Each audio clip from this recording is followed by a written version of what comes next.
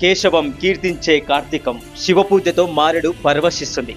కేశవుడి ఆరాధనతో తులసి పులకరిస్తుంది. అభిషేకాలతో హరుడు, అర్చనలతో శ్రీధరుడు. కార్తీకమంతా హరిహరాత్మకమే. ఈ నెలంతా ఇద్దరిదే వైభవం. అంతేనా, ఈ మాసంలో వెలిగించే దీపాలు అనంత కాంతులుగా వెదజల్లుతాయి. చేసే దానాలు అక్షయ ఫలితాన్నిస్తాయి. అందుకే నా కార్తీక సమో మాసః అంటుంది స్కాంద పురాణం. కార్తీక మాసాన్ని మించిన నెల లేదని దీని అర్థం. కార్తీక మాసం ఆధ్యాత్మిక సాధనకు ఆలహన. కార్తీక మాసం రాకతో దేశవ్యాప్తంగా ఆధ్యాత్మికత కొత్త ఉత్సాహాన్ని సంతరించుకుంటుంది. ఈ నెలలో ప్రతిరోజు పర్వమే, ప్రతి తిథి పవిత్రమే. కార్తీక మాసానికి కౌముది మాసం అని పేరు. కౌముది అంటే వెన్నెల.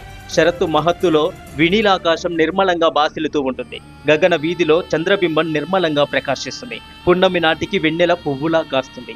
కార్తీక పౌర్ణమి నాడు చంద్రుడు కృతిక నక్షత్రానికి సమీపంగా సంచరిస్తాడు. అందుకే ఈ నెలకు కార్తీకం అనే పేరు వచ్చింది. కార్తీకం మొదలైనప్పటి నుంచి ఇంటి ముందు దీపాలు దేదీప్యమానంగా